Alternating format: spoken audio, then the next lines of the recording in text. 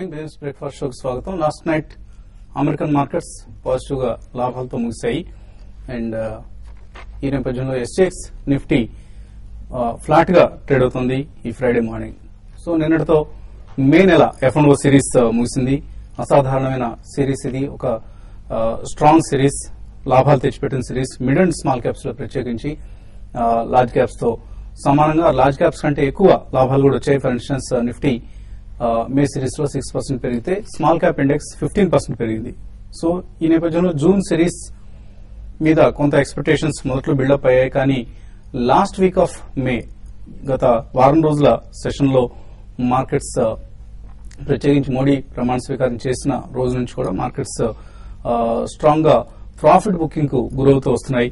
And 3-4 నెలల క్రితం ఎవరైతే మార్కెట్స్ ఇన్వెస్ట్ చేశారో వాళ్ళకి ఇప్పటికి కూడా లాభాలు వస్తున్నప్పటికీ మే 16th నుంచి ఇన్వెస్ట్ చేసిన వాళ్ళకి, ఫర్ ఇన్స్టెన్స్ పోల్ రిజల్ట్స్ వచ్చిన రోజు నుంచి ఇన్వెస్ట్ చేసిన వాళ్ళకి మాత్రం ప్రస్తుతం కొంత నష్టాలు కనిపిస్తున్నాయి.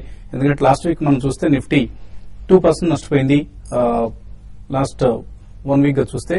అలాగే మిడ్ క్యాప్ ఇండెక్స్ 3.5% నష్టపోయింది.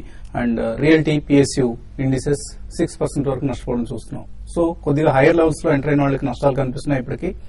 అయితే early part of the rally or middle of the ర్యాలీలో పార్టిసిపేట్ చేసిన వాళ్ళకి ఇప్పటికీ ఇంకా లాభాల ధోరణి కొనసాగుతూనే ఉంది. అండ్ ఎఫ్ఐఎస్ ధోరణిలో మార్పు వచ్చింది, గణనీయమైన మార్పు వచ్చింది. ప్రభుత్వం వచ్చిన తర్వాత ఒక మేజర్ ఈవెంట్, బిగ్ ఈవెంట్ అయిపోయింది కాబట్టి ఇకపై ప్రభుత్వ వైఖరి విధానాలను ఎఫ్ఐఎస్ నిశ్చితంగా గమనిస్తున్నాయి. వెయిట్ అండ్ వాచ్ మూడ్ లో ఉన్నాయి. వారు కొంత సెల్లింగ్ స్ప్రీలో కూడా ఉన్నాయి. వరుసగా 4వ సెషన్ నిన్న ఎఫ్ఐఎస్ అమ్మకాలు సాగించడం చూసాం. 523 కోట్ల రూపాయల మేరకు ఎఫ్ఐఎస్ నిన్న అమ్మకాలు జరిపారు. సో లాస్ట్ 4 సెషన్స్ లో మనం చూస్తే more than 1000 crores worth stocks ను ఎఫ్ఐఎస్ అమ్మడం చూసాం. అఫ్ కోర్స్ చిన్న అమౌంటే, బట్ స్టిల్ సెల్లింగ్ చేస్తున్నారన్నది మాత్రం ఒక సిగ్నిఫికెంట్ కన్సర్న్ గా మనం భావించాల్సి ఉంటుంది. సో ఈ నేపథ్యంలో కొంత మార్కెట్స్ కన్సాలిడేట్ అవుతాయి. ఇంకా కొంత కరెక్షన్ వచ్చినా కూడా మనం ఆశ్చర్యపోవడం అవసరం లేదు. ఫర్ ఇన్స్టెన్స్ ఇక్కడ నుంచి ఒక 8 to 10% వచ్చింది అనుకున్నా కూడా, అంటే 6800, 6900 లెవెల్స్ కి నిఫ్టీ వచ్చినా కూడా మనం దీన్ని ఒక బుల్ మార్కెట్ కరెక్షన్ గానే భావించాలి. పానిక్ కావాల్సిన అవసరం లేదు. ఇన్ఫాక్ట్ డిక్లైన్స్ లో సిక్లికల్స్ అంటే ఇన్ఫ్రాస్ట్రక్చర్, బ్యాంకింగ్, రియల్టీ, అలాగే సిమెంట్, స్టీల్ ఇటువంటి కౌంటర్స్ లో సెలెక్టివ్ గా క్వాలిటీ స్టాక్స్ ను బై చేయడానికి కూడా ప్రయత్నించవచ్చు.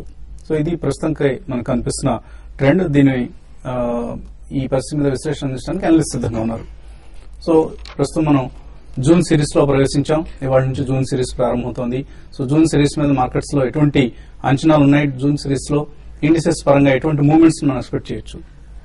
జూన్ సిరీస్ చూస్తే కనుక మార్కెట్ లో ఓవరాల్ గా ఓపెనింగ్ కొంచెం ఫ్లాట్ గా బిగిని తర్వాత కన్సాలిడేషన్ తీసుకుని మళ్ళీ ఒక అప్ ట్రెండ్ వెళ్లే అవకాశం ఉంది. ఎందుకంటే టెక్నికల్ గా చూస్తే కనుక మనం strong prolonged bullish trend last couple of weeks గా చూసాము. సో ఆ ఓవర్ బాట్ పొజిషన్ ని కొంచెం కూల్ ఆఫ్ అడ్జస్ట్మెంట్ మనం చూస్తున్నాం. సో ఫర్దర్ గా నెక్స్ట్ వీక్ కూడా కంటిన్యూ అయ్యే అవకాశం ఉంది. సో అప్ ట్రెండ్ తర్వాత నేచురల్ గా ఒక కరెక్షన్ తర్వాత ఒక కన్సాలిడేషన్ తర్వాత నెక్స్ట్ స్టేజ్ మళ్ళీ అప్ ట్రెండ్. ఎందుకంటే ఇంకా మార్కెట్ ఇంకా పూర్తిగా డౌన్వర్డ్ ట్రెండ్ కి రివర్స్ కాలేదు. సో ఓవరాల్ గా పాజిటివ్ ఇండికేషన్స్ కనిపిస్తున్నాయి కాబట్టి ఈ కరెక్షన్ కన్సాలిడేషన్ తర్వాత అప్ ట్రెండ్ వచ్చే అవకాశం కనిపిస్తుంది.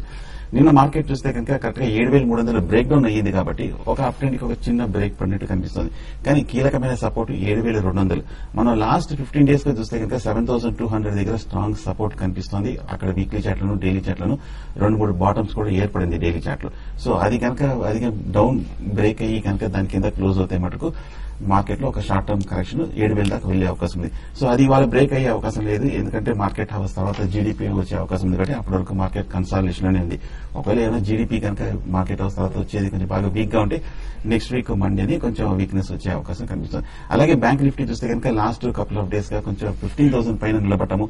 నిన్న కూడా ఆ లెవెల్ పరీక్షించి దానిపైనే కనుక క్లోజ్ అయింది కాబట్టి so bank Nifty, banking stocks లో కూడా పాజిటివ్ ఉంది. ఒకవేళ కనుక ఇవాళ గానీ మండే గానీ 15,000, 15,000 స్థాయిని బ్రేక్ అయ్యి దాని కింద క్లోజ్ అవుతాయి మటుకు బ్యాంకింగ్ స్టాక్ లో ఒక కరెక్షన్ వచ్చే అవకాశం కనిపిస్తుంది. On the whole market over bat position last 1 or 2 weeks గా కొంచెం అడ్జస్ట్మెంట్ చూస్తున్నాము. సో ఆ కన్సాలిడేషన్ ఇవాళ కూడా కొనసాగుతుంది. ఇవాళ కనుక 7200 కింద కనుక దిగితే మటుకు షార్ట్ టర్మ్ ఇన్వెస్టర్లు లాంగ్ పొజిషన్స్ ని హోల్డ్ చేయడం మటుకు కొంచెం జాగ్రత్తగా ఉండాలి. సో 7200 కింద క్లోజ్ అవుతే లాంగ్ పొజిషన్ కట్ చేసుకోవడం మంచిది. సో కన్సాలిడేషన్ మూడ్ లో ఉంది ప్రస్తుతానికి మార్కెట్.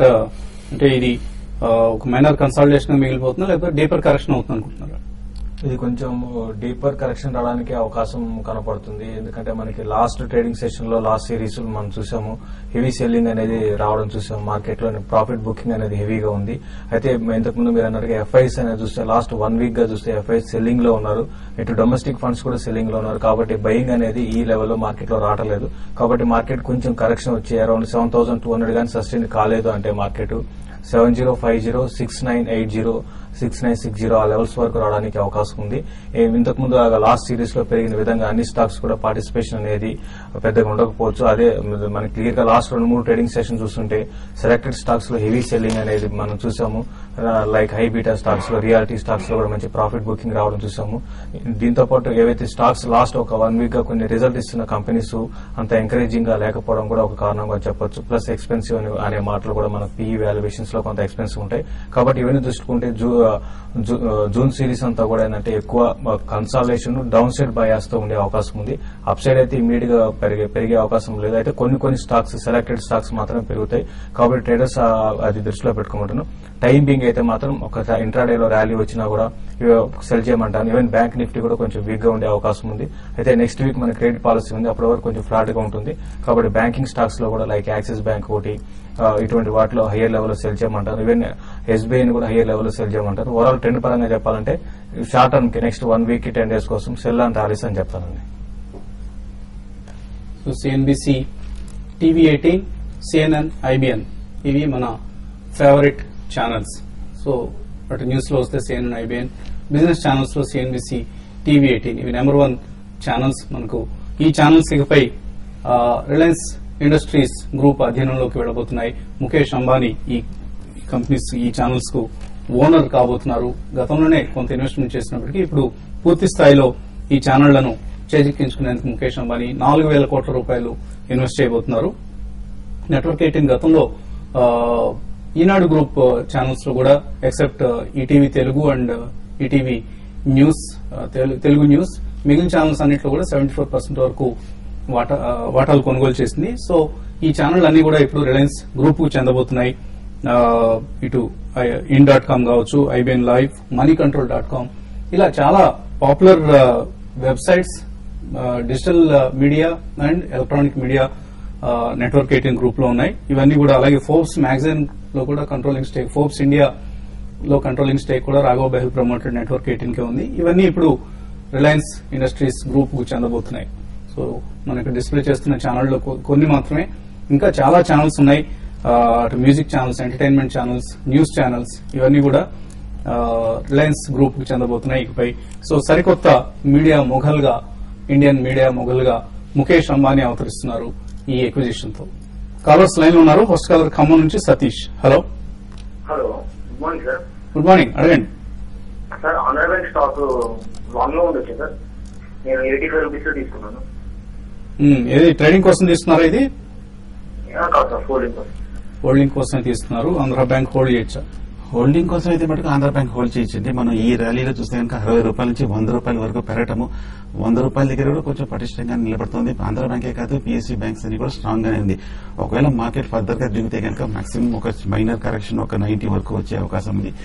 ఓవరాల్ గా మీరు హోల్డింగే కాబట్టి లాంగ్ టర్మ్ కోసం డెఫినెట్ హోల్డ్ చేయొచ్చు. తర్వాత కాలర్ ప్రసాద్ కరీంనగర్ నుంచి. హలో. అడగండి ప్రసాద్. సార్, ఎల్ఐ ఫైనాన్స్ నేను 280లో బై చేశానండి. అప్రూవ్ చేసుకోమంటారా లేకుంటే ఉంచమంటారా, హోల్డ్ చేయమంటారా? ఎల్ఐసి హౌసింగ్ ఫైనాన్స్ అంటే ఎల్ఐసి హౌసింగ్ ఫైనాన్స్ కూడా రీసెంట్ గా చూసి చాలా 220 లెవెల్స్ నుంచి 340 దాకా పెరగడం చూసామండి. నా ఉద్దేశం ప్రకారం మీరు షార్ట్ టర్మ్ ట్రేడర్స్ అయితే మాత్రం ఈ లెవెల్ ఒకసారి ప్రాఫిట్ బుక్ చేసుకోండి. 320 అనేది హ్యూజ్ రెసిస్టెన్స్ ఫేస్ చేసే అవకాశం ఉంది. కాబట్టి ఒకసారి ప్రాఫిట్ బుక్ చేసుకుని మళ్ళీ లోయర్ లెవెల్ లో బై చేయమంటాను. బట్ ఈ లాంగ్ టర్మ్ కోసం ఇన్వెస్ట్మెంట్ అయితే డెఫినెట్ గా కరెంట్ లెవెల్స్ నుంచి కూడా ఎల్ఐసి హౌసింగ్ ఫైనాన్స్ ఇంకా పెరగడానికి అవకాశం ఉంది. అట్లీస్ట్ 6 to 8 మంత్స్ ఆగే పనితో హోల్డ్ చేయండి. 1 month, 1.5 month కోసం అయితే మాత్రం ఒకసారి ప్రాఫిట్ బుక్ చేసుకుని అరౌండ్ 280 and 260 లెవెల్స్ కి వచ్చినప్పుడు మళ్ళీ రీఎంటర్ కమ్మని చెప్తానండి.